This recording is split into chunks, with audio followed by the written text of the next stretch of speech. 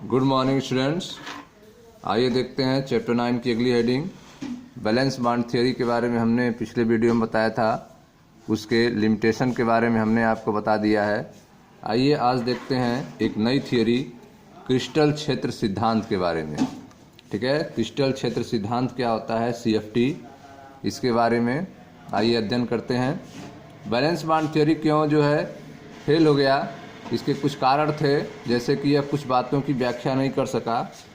यद्यपि संयुक्ताबंध सिद्धांत जो विभिटी था उसमें उपसंश्लेषण यौगिक के बनने तथा उसकी संरचनाओं और चुंबकीय व्यवहार का व्यापक स्तर पर स्पष्टीकरण देता है, फिर भी उसमें कुछ कमी थी। पहली कमी थी कि इसमें अनेक प्रकार के पूर्वानुमान थे। यह चुंबकीय आंकड़ों का कोई मात्रात्मक व्याख्या नहीं करता था। यह उपसंश्लेषण यौगिक द्वारा दर्शाए गए रंगों का स्पष्टीकरण भी नहीं करता था। उपसंश्लेषण यौगिक के उष्मागतिक और गतिक स्थायित्व का कोई मात्रात्मक व्याख्या नहीं करता था और यह चार समन्वयी संकुलों के लिए चतुष्फलकी वर्ग समतल संरचनाओं का सही अनुमान नहीं लगा पाता था। इसके अलावा यह दुर्बल और प्रबल लिगेंडों के बीच अंतर भी नहीं करता था। ठीक है, तो यह जो है बैलेंस बॉन्ड थ्योरी की सीमाएं हैं, इनको समझाने के लिए एक नई थ्योरी दिया गया जिसे क्रिस्टल क्षेत्र सिद्धांत कहते हैं, CFT कहते हैं, क्रिस्टल फील्ड थ्योरी कहते हैं। तो आइए इसके बारे में देखते हैं कि इसमें क्या बातें कही गई हैं CFT में। तो ध्यान से आप समझें। क्रिस्टल क्षेत्र सिद्धांत अर्थात CFT एक स्थिर वैद्युत मॉडल है। ठीक है, यह इलेक्ट्रिक फील्ड पर आधारित है। क्रिस्टल क्षेत्र सिद्धांत एक स्थिर वैद्युत मॉडल है जिसके अनुसार धातु लिगेंड आबंध आयनिक होते हैं। ठीक है, धातु और लिगेंड के बीच जो बनने वाला बंध होता है वह बंध कैसा होता है, आयनिक होता है, जो केवल धातु आयन तथा लिगेंड के मध्य स्थिर वैद्युत अन्योन्य क्रिया द्वारा उत्पन्न होते हैं। तो CFT में आप देख रहे हैं कि जो क्रिस्टल फील्ड सिद्धांत है यह स्थिर वैद्युत मॉडल पर आधारित है और इसमें धातु और लिगेंड के बीच बनने वाला जो बंध होता है वह आयनिक होता है। ठीक है, केवल धातु आयन तथा लिगेंड के मध्य स्थिर वैद्युत अन्योन्य क्रियाओं द्वारा उत्पन्न होता है। ठीक है, तो जो बंध बनता है वह धातु आयन और लिगेंड के बीच जो है स्थिर वैद्युत अन्योन्य क्रियाओं के द्वारा उत्पन्न होता है। ऋण आवेशित लिगेंडों को एक बिंदु आवेश के रूप में, ठीक है, जो ऋण आवेशित लिगेंड है उनको एक बिंदु आवेश के रूप में एवं उदासीन लिगेंड को बिंदु ध्रुवों द्विध्रुवों के रूप में माना जाता है। ठीक है, तो आप देख रहे हैं कि इस सिद्धांत में जो ऋणावेशित लिगेंड होते हैं उनको पॉइंट चार्ज के रूप में माना जाता है, बिंदु आवेश के रूप में माना जाता है, जबकि जो उदासीन लिगेंड्स होते हैं उनको एक पॉइंट पोलराइज के बाद, ठीक है, बिंदु द्विध्रुव, ठीक है, पॉइंट डाइपोल के रूप में इनको माना जाता है। तो क्रिस्टल क्षेत्र सिद्धांत एक स्थिर वैद्युत मॉडल है जिसके अनुसार धातु लिगेंड आबंध जो होते हैं वे आयनिक होते हैं, जो केवल धातु आयन तथा लिगेंड के मध्य स्थिर वैद्युत अन्योन्य क्रिया द्वारा उत्पन्न होते हैं। ऋण आवेशित लिगेंड को एक बिंदु आवेश के रूप में, जबकि उदासीन लिगेंड को बिंदु द्विध्रुव के रूप में माना जाता है। किसी विलगित गैसीय धातु परमाणु आयन, ठीक है, किसी विलगित गैसीय धातु परमाणु आयन के पांचों डी कक्षक की ऊर्जा का मान बराबर होता है। ठीक है, अगर कोई isolated gaseous metal atom ion है तो उसकी जो डी ऑर्बिटल होता है, डी में जो 5 कक्षक होते हैं, ठीक है, 5 ऑर्बिटल, उनकी एनर्जी क्या होती है, बराबर होती है। ठीक है, किसी विलगित गैसीय धातु परमाणु आयन के पांचों डी कक्षकों की ऊर्जा का मान बराबर होता है, अर्थात ये अपभ्रष्ट अवस्था में होते हैं। ठीक है, जब पांचों डी कक्षक की ऊर्जा बराबर होती है तो इस अवस्था को क्या कहेंगे, डिजेनरेट अवस्था कहेंगे, अपभ्रष्ट अवस्था कहेंगे। यह अपभ्रष्ट अवस्था तब तक बना रहता है जब तक कि धातु परमाणु आयन के चारों ओर, ठीक है, यह डिजेनरेट अवस्था तब तक बना रहता है जब तक कि धातु परमाणु आयन के चारों ओर ऋणावेश का एक गोलीयतः सममित क्षेत्र रहता है। ठीक है, तो आप देख रहे हैं कि धातु परमाणु आयन के चारों ओर जब तक ऋण आवेश का एक गोलीयतः सममित रहेगा, ठीक है, सर्कुलर सिमेट्री रहेगी, तब तक जो है डिजनरेट अवस्था बनी रहेगी, पांचों डी कक्षक की ऊर्जा बराबर रहेगी। परंतु किसी संकुल में जब यह ऋणावेश क्षेत्र, ठीक है, परंतु जब किसी संकुल में जब यह ऋणावेशित क्षेत्र लिगैंडों के कारण, ठीक है, परंतु किसी संकुल में जब यह ऋणावेशित क्षेत्र, ठीक है, जो ऋणावेशित स्फेरिकल सिमेट्री है, तो वह जब किसी संकुल में जब यह ऋणावेशित क्षेत्र लिगैंडों के कारण, ठीक है, वे लिगैंड क्या है, या तो ऋणायन या किसी द्विध्रुवी अणु, लिगैंड के रूप में क्या होंगे, या तो ऋणायन या तो किसी द्विध्रुव अणु के ऋणात्मक भाग, जैसे कि NH3 या H2O होता है तो असम्मित हो जाता है, ठीक है। अब वो सिमेट्री जो थी वह समाप्त हो जाती है, सर्कुलर सिमेट्री समाप्त हो जाती है, ठीक है, असम्मित हो जाता है, और डी कक्षकों की जो संभ्रंश अवस्था है वह समाप्त हो जाती है, डिजेनरेसी क्या होती है, समाप्त हो जाती है, ठीक है। तो आप देख रहे हैं कि जो किसी संकुल डी कक्षक की चारों ऊर्जाएं जब बराबर होती हैं तो उसको क्या कहते हैं, डिजेनरेट का अवस्था कहते हैं, अभ्रष्ट अवस्था कहते हैं। लेकिन जब किसी संकुल में ऋणावेशित क्षेत्र, ठीक है, किसी संकुल में जब यह ऋणावेशित क्षेत्र लिगैंड के कारण, किसके कारण, लिगैंड के कारण असम्मित हो जाता है, तो डी कक्षकों की अपभ्रंश जो संभ्रंश अवस्था है, डिजेनरेसी है, समाप्त हो जाती है, जिसके कारण डी कक्षकों का विपाटन हो जाता है। जो अभी ऊर्जा बराबर थी अब वो ऊर्जा बराबर नहीं रहती है, कुछ डी कक्षक की ऊर्जा अधिक हो जाती है और कुछ डी कक्षक की ऊर्जा कम हो जाती है। यह विपाटन क्रिस्टल क्षेत्र प्रकृति पर निर्भर करता है, ठीक है। तो जो विपाटन है, जो स्प्लिटिंग हो रही है, ऊर्जा डिफरेंस हो रहा है, वह किस पर निर्भर करता है, क्रिस्टल क्षेत्र की प्रकृति पर निर्भर करता है, नेचर पर निर्भर करता है, ठीक है। तो आइए देखते हैं। तो पहला है अष्टफल की उपसंचयन समूहों में क्रिस्टल क्षेत्र विपाटन। जो अष्टफल की उपसंचयन समूह है उनमें जो है कैसे ऊर्जा जो है कम बेसी हो जाती है डी ऑर्बिटल की, उसके बारे में, जिसे विपाटन कहते हैं, स्प्लिटिंग कहते हैं। देखिए ध्यान से, एक अष्टफल की उपसंचयन सत्ता, देखिए ध्यान से स्टूडेंट्स, एक अष्टफल की उपसंचयन सत्ता जिसमें धातु परमाणु आयन 6 लिगेंडों द्वारा घिरा रहता है, में धातु के डी कक्षकों के इलेक्ट्रॉनों तथा लिगेंडों के इलेक्ट्रॉनों अर्थात ऋणावेश के मध्य प्रतिकर्षण होता है। तो आप देख रहे हैं कि एक अष्टफल की उपसंचयन सत्ता जिसमें धातु परमाणु आयन 6 लिगेंडों के द्वारा, धातु परमाणु जो आयन है, धातु परमाणु के रूप में आयन के रूप में हो, वह 6 लिगेंडों के द्वारा घिरा रहता है। तो धातु के डी कक्षक के इलेक्ट्रॉन और लिगेंडों के इलेक्ट्रॉन, ठीक है, के मध्य क्या होता है, प्रतिकर्षण होता है। धातु के डी कक्षक के इलेक्ट्रॉन और लिगेंडों के इलेक्ट्रॉन या ऋणावेश के बीच में प्रतिकर्षण होता है, रिपल्सन होता है। जब धातु का डी कक्षक लिगेंड से दूर न होकर, धातु का डी कक्षक लिगेंड से दूर न होकर सीधा निर्दिष्ट होता है तो प्रतिकर्षण अधिक होता है, ठीक है।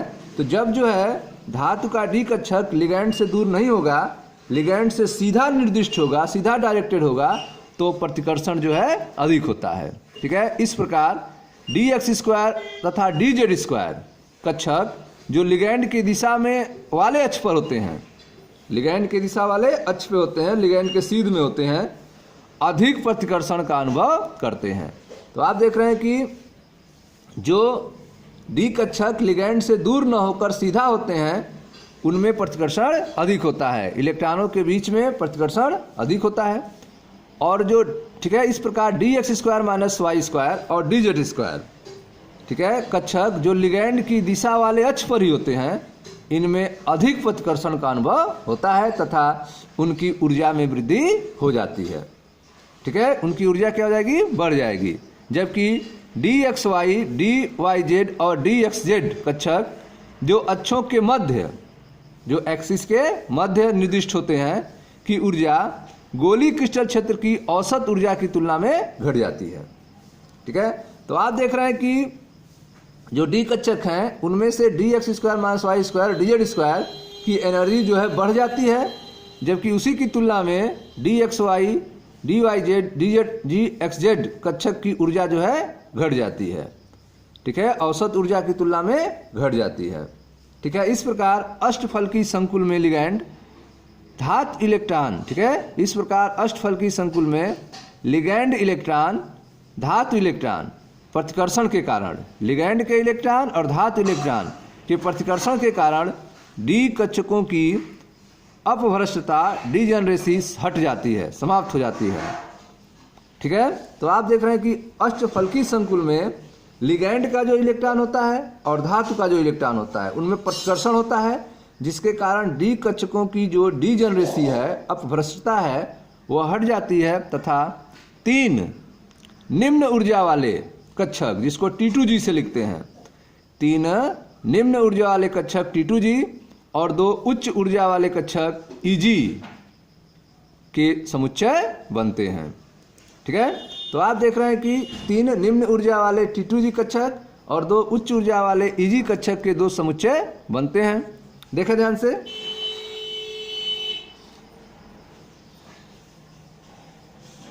अष्टफलकी क्रिस्टल क्षेत्र में डी कक्षकों का विपाटन, यह लाइन एनर्जी को दिखा रहा है, नीचे से ऊपर जाने पर एनर्जी बढ़ती है, इसको यह रिप्रेजेंट कर रहा है। यह देखें ध्यान से, मुक्त धातु आयन की डी के डी कक्षक, धातु के डी कक्षक, यह धातु के डी कक्षक हैं पांचों। ठीक है, 1 2 3 4 5, यह पांचों डी कक्षक हैं धातु के। तो जब जो है एक कक्षक, ठीक है, लिगैंड के इलेक्ट्रॉन और धातु के इलेक्ट्रॉन में प्रतिकर्षण होता है तो डीजनरेसी क्या होती है, समाप्त हो जाती है। जो सीध में होता है उसकी एनर्जी बढ़ जाती है और जो मध्य में होता है उसकी एनर्जी घट जाती है। तो देखें ध्यान से, गोलीय क्रिस्टल क्षेत्र में डी कक्षकों की औसत ऊर्जा, ठीक है, यह औसत ऊर्जा का ग्राफ है जिसमें पांचों ऑर्बिटल को दिखाया गया है, यह औसत ऊर्जा है। ठीक है, यह मुक्त धातु आयन की ऊर्जा है जो सबसे कम है। ठीक है, धातु के डी कक्षक की ऊर्जा सबसे कम है तो यह नीचे है। अब इसकी ऊर्जा बढ़ रही है, यह औसत ऊर्जा है, थोड़ी ज़्यादा है औसत ऊर्जा का ऊपर पहुंच रहे हैं आप। तो गोलीय क्रिस्टल क्षेत्र में डी कक्षक की औसत ऊर्जा है। ठीक है, अब जब धातु और लिगैंड के बीच में प्रतिकर्षण होगा, धातु आयन या धातु परमाणु या लिगैंड के बीच में जब प्रतिकर्षण होता है तो कुछ की ऊर्जा बढ़ जाती है और कुछ की औसत ऊर्जा के रूप में घट जाती है। तो देखें ध्यान से, यह बीच वाला है, इसको बैरी सेंटर कहते हैं बीच वाले को। तो d x square minus y square और डी जेड स्क्वायर की एनर्जी बढ़ जाती है। ठीक है, कितनी बढ़ जाती है, 3/5। ठीक है, डेल्टा ऑक्टाहेड्रल, 3/5 डेल्टा ऑक्टाहेड्रल, और 3 की घट जाती है, 2 की आप देख रहे हैं 3/5 डेल्टा ऑक्टाहेड्रल बढ़ गई है, जबकि 2 की क्या हो गई है, 3 की घट गई है, 2/5 डेल्टा ऑक्टाहेड्रल के रूप में घट गई है। ठीक है, यह तीनों है d x y d x z और डी वाई जेड। ठीक है, यह आप देख रहे हैं विपाटन हो रहा है, अष्टफलकी क्रिस्टल क्षेत्र में डी कक्षक का विपाटन हो रहा है, जिसमें 2 की एनर्जी जो है वह 3/5 डेल्टा ऑक्टाहेड्रल के रूप में बढ़ गई है। कौन कौन का है, कौन सा ऑर्बिटल है, d x square minus y square और डी जेड स्क्वायर है, जबकि 3 की एनर्जी कम हो गई है उसके औसत रूप में 2/5 डेल्टा ऑक्टाहेड्रल। ठीक है, वो कौन तीनों ऑर्बिटल हैं, d x y d x z और डी वाई जेड। ठीक है, अब इनको 2 भागों में बांटते हैं बैरी सेंटर से। जिनकी एनर्जी अधिक होती है 2 की, उसको EG से लिखते हैं, और जिनकी कम होती है उसको T2G से लिखते हैं। यह तीनों ऑर्बिटल जो हैं d x y d x z और डी वाई जेड, इनको T2G से लिखेंगे, इनकी एनर्जी कम है, और जिनकी एनर्जी अधिक है बैरी सेंटर से उनको d x square minus y square और डी जेड स्क्वायर से लिखा गया है। यह आपका डेल्टा ऑक्टाहेड्रल है, इस डेल्टा ऑक्टाहेड्रल को क्रिस्टल फील्ड स्प्लिटिंग कहते हैं। ठीक है, यहाँ पे ओ देख रहे हैं, यह अष्टफलकी के लिए है, ऑक्टाहेड्रल के लिए है, तो इसको क्रिस्टल फील्ड स्प्लिटिंग कहते हैं। ठीक है, तो आइए देखते हैं।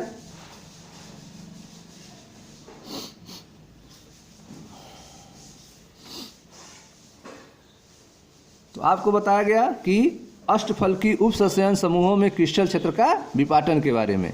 तो इसमें आपने देखा कि एक अष्टफलकी उपसंचयन सत्ता जिसमें धातु परमाणु आयन 6 लिगेंडों द्वारा, अष्टफलकी में क्या होता है, धातु परमाणु आयन जो है वह 6 लिगेंडों द्वारा घिरा रहता है। ठीक है, धातु के डी कक्षकों के इलेक्ट्रॉन, धातु के डी कक्षकों के इलेक्ट्रॉन और लिगेंड के इलेक्ट्रॉनों या ऋणावेशों के बीच में प्रतिकर्षण होता है। जब धातु का डी कक्षक लिगेंड से दूर न होकर सीधा निर्दिष्ट होता है तो प्रतिकर्षण अधिक होता है। इस प्रकार dx² - y² और dz² कक्षक जो लिगेंड की दिशा वाले अक्ष में होते हैं अधिक प्रतिकर्षण अनुभव करते हैं और उनकी ऊर्जा में वृद्धि हो जाती है। एवं dxy, dyz, dxz कक्षक जो अक्षों के मध्य निर्दिष्ट होते हैं की ऊर्जा गोलीय क्रिस्टल क्षेत्र की औसत ऊर्जा की तुलना में घट जाती है। ठीक है, अगर तुलना किया जाए तो कितना बढ़ेगी कितना घटेगी, तो 3/5 डेल्टा ऑक्टाहेड्रल बढ़ जाती है जबकि 2/5 डेल्टा ऑक्टाहेड्रल घट जाती है। इस प्रकार अष्टफलकी संकुल में लिगैंड इलेक्ट्रॉन और धातु इलेक्ट्रॉन प्रतिकर्षण के कारण डी कक्षकों की अपभ्रष्टता डीजेनरेसी हट जाती है तथा 3 निम्न ऊर्जा वाले T2G कक्षक और 2 उच्च ऊर्जा वाले EG कक्षक के 2 समुच्चय बनते हैं।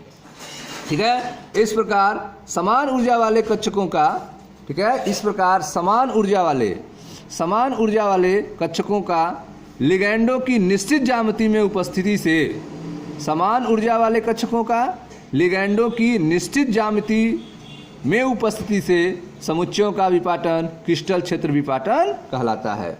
ठीक है, समान ऊर्जा वाले कक्षकों का लिगैंडों की निश्चित ज्यामिति में उपस्थिति से 2 समुच्चय में विपाटन, ठीक है, 2 समुच्चयों में बढ़ जाना क्रिस्टल क्षेत्र विपाटन कहलाता है तथा समुच्चयों की ऊर्जा का अंतर डेल्टा ऑक्टाहेड्रल से दर्शाते हैं। ठीक है, तो इस प्रकार आपने देखा कि समान ऊर्जा वाले कक्षकों का लिगैंडों की निश्चित ज्यामिति से, ठीक है, लिगैंडों की निश्चित ज्यामिति में उपस्थिति से, समान ऊर्जा वाले कक्षकों का लिगैंडों की निश्चित ज्यामिति में उपस्थिति से 2 समुच्चय में विपाटन क्रिस्टल क्षेत्र विपाटन कहलाता है तथा समुच्चयों की ऊर्जा के लिए डेल्टा ऑक्टाहेड्रल से दर्शाते हैं।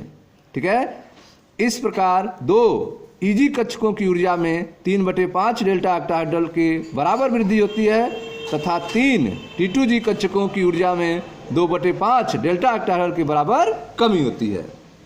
ठीक है, क्रिस्टल क्षेत्र विपाटन डेल्टा ऑक्टाहेड्रल लिगैंड तथा धातु आयन पर विद्यमान आवेश से उत्पन्न क्षेत्र पर निर्भर करता है। ठीक है, तो आप देख रहे हैं कि जो क्रिस्टल क्षेत्र विपाटन है डेल्टा O जो है वह लिगैंड तथा धातु आयन पर, लिगैंड तथा धातु आयन पर उपस्थित आवेश से उत्पन्न क्षेत्र पर निर्भर करता है।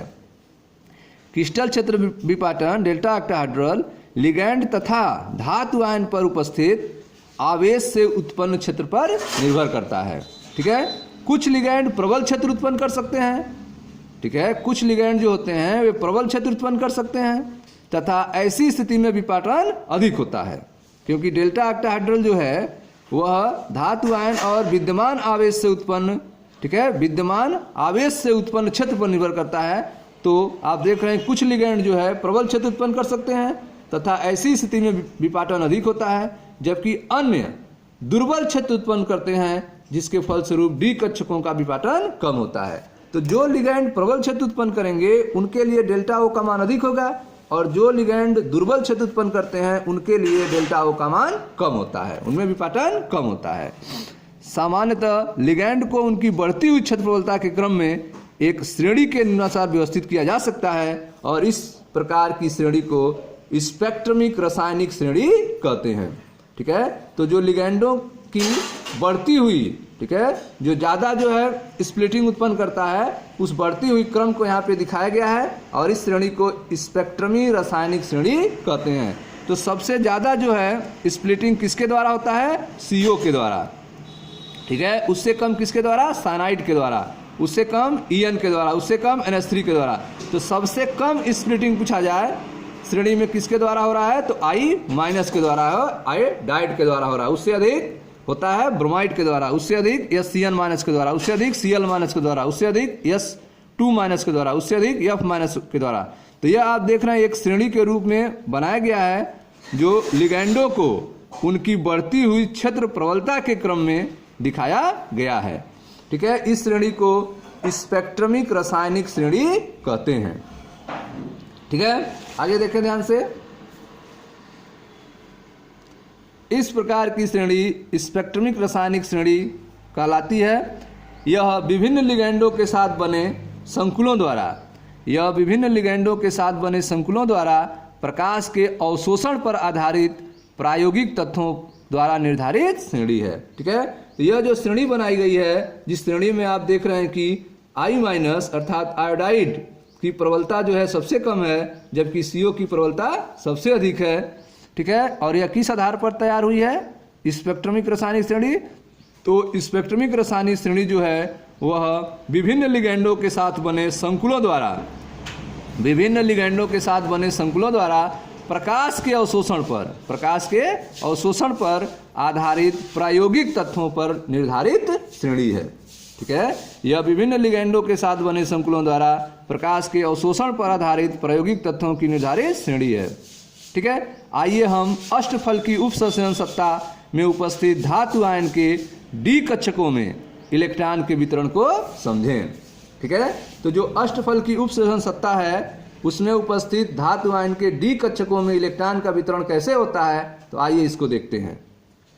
स्पष्ट डी इलेक्ट्रॉन निम्न ऊर्जा वाले किसी एक T2G कक्षक में जाएगा।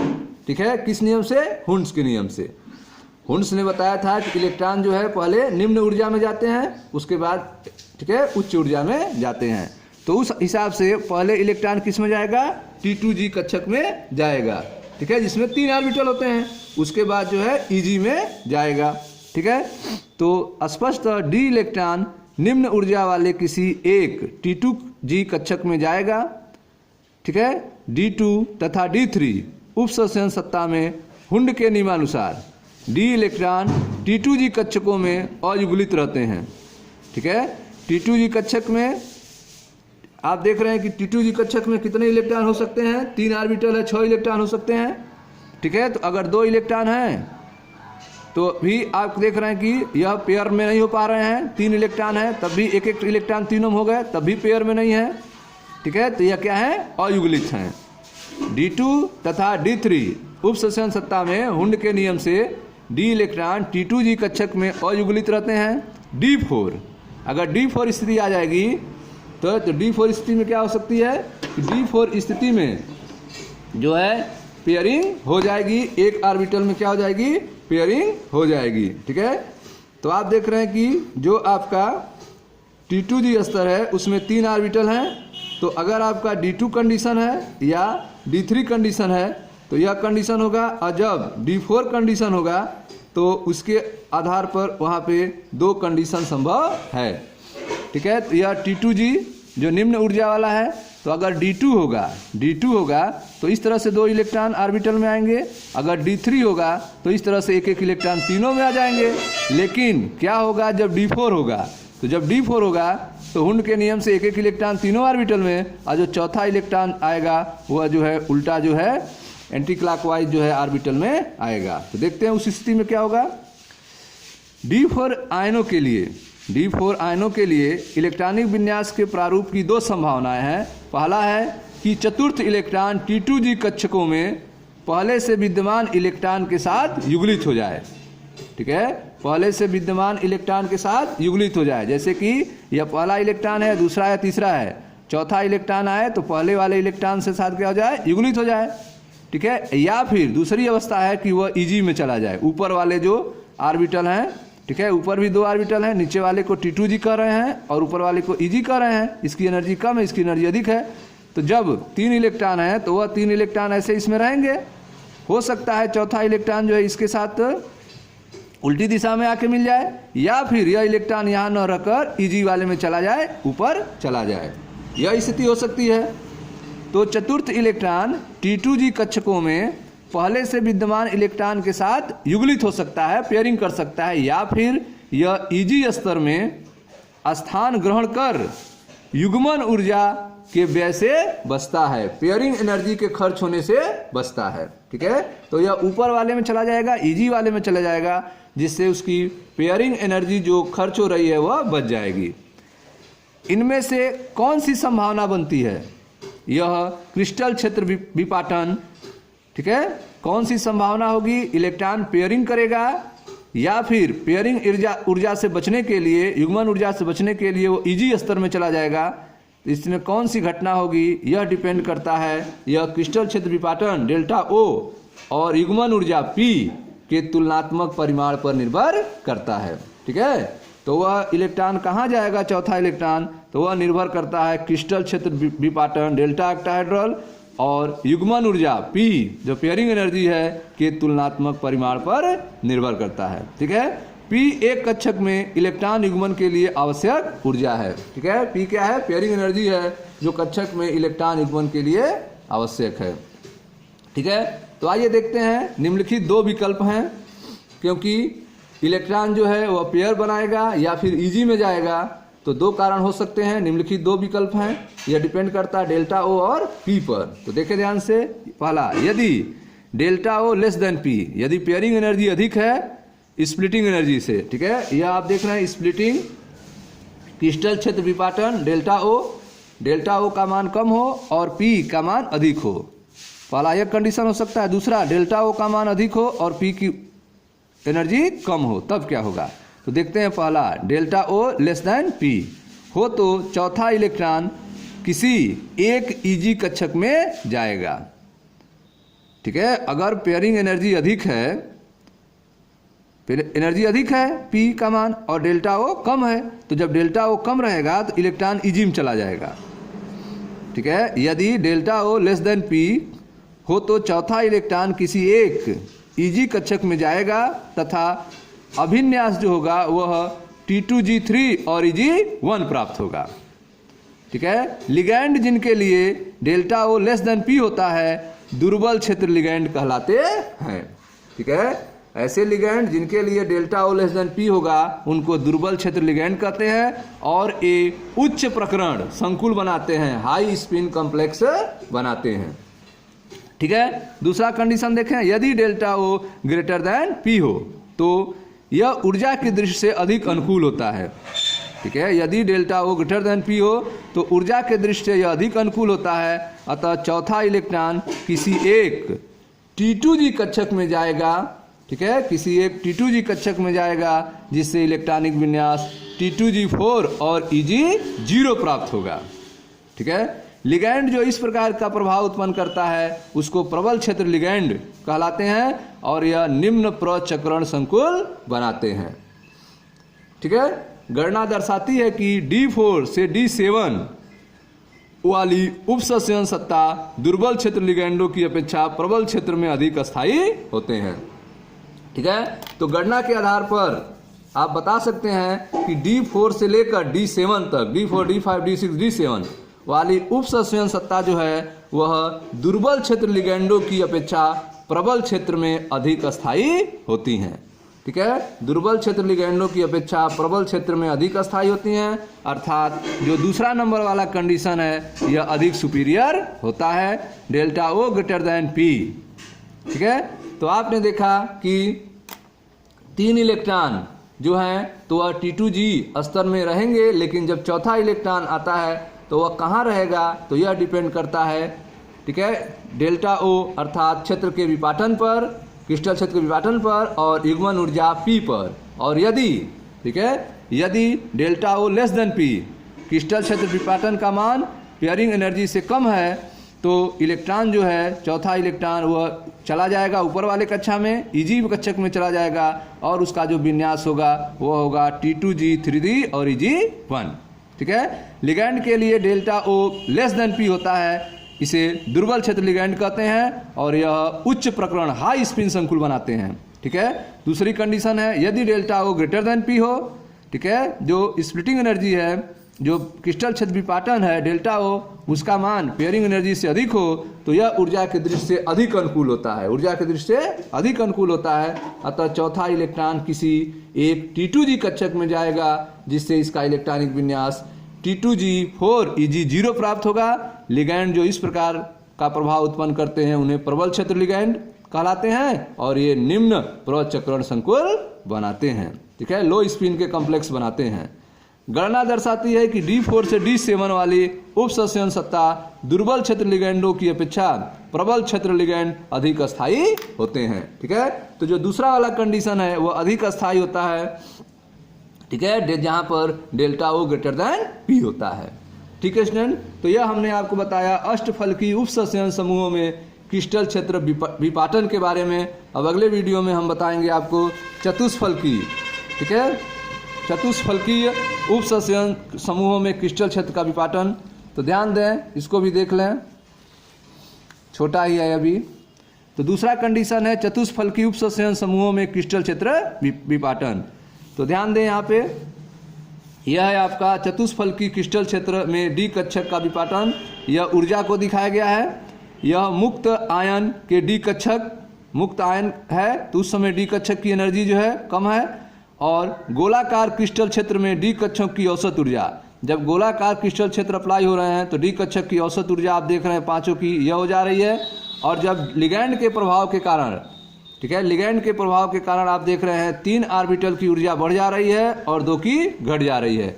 कितना बढ़ रही है कितना घट रही है यहाँ पे दिखाया गया है। चतुष्फलकी क्रिस्टल क्षेत्र में डी कक्षकों का विपाटन, तो आप देख रहे हैं कि DXY, DXZ और DYZ, ठीक है, की एनर्जी बढ़ जा रही है। कितनी बढ़ रही है? 2/5 डेल्टा टेट्राहेड्रल, 2/5 डेल्टा टेट्राहेड्रल बैरी सेंटर से, और बैरी सेंटर से औसत ऊर्जा कम हो जा रही है 3/5 डेल्टा टेट्राहेड्रल।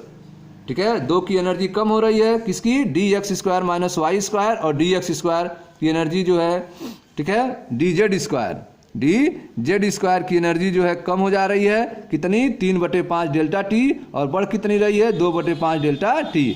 और इनके डिफरेंस को, ठीक है, इनके डिफरेंस को डेल्टा T से लिखते हैं, डिफरेंस को डेल्टा, ये देखें डेल्टा T को लगते हैं। और इन दोनों कक्षकों को किससे रिप्रेजेंट करते हैं? तो E से और T2 से, E से और T2 से रिप्रेजेंट करते हैं। तो देखें ध्यान से, चतुष्फलकी उपसंचरण समूहों में क्रिस्टल क्षेत्र विपाटन।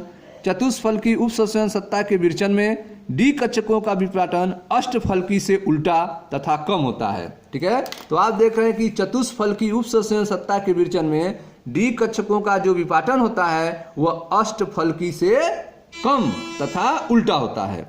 समान धातु, समान लिगैंड अथवा समान धातु लिगैंड दूरी के लिए यह दिखाया जा सकता है कि delta T 4/9 delta O, delta T बराबर 4/9 डेल्टा O। अतः कक्षकों की विपाटन ऊर्जा इतनी अधिक नहीं होती है जो इलेक्ट्रॉनों को युग्मन के लिए बाध्य करे।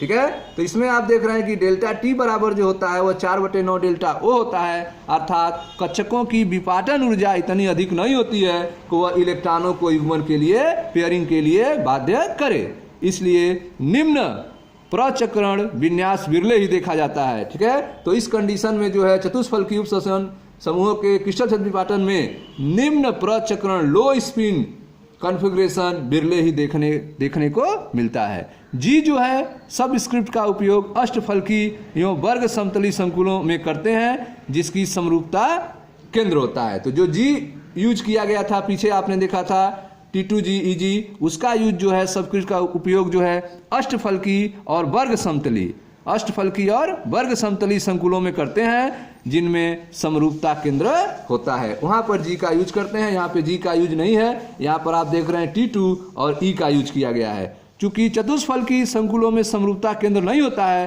अतः ऊर्जा स्तर में जी सबस्क्रिप्ट का उपयोग नहीं करते हैं। तो चतुष्फलकी में जो है जी का यूज नहीं करते हैं, यहाँ पे E और T2 का यूज करते हैं, जबकि अष्टफलकी में आप देख रहे हैं जी सबस्क्रिप्ट का उपयोग करते हैं। क्यों? क्योंकि अष्टफलकी एवं वर्ग समतली संकुलों में करते हैं क्योंकि उनमें समरूपता केंद्र पाया जाता है, जबकि चतुष्फलकी में समरूपता केंद्र नहीं पाया जाता है।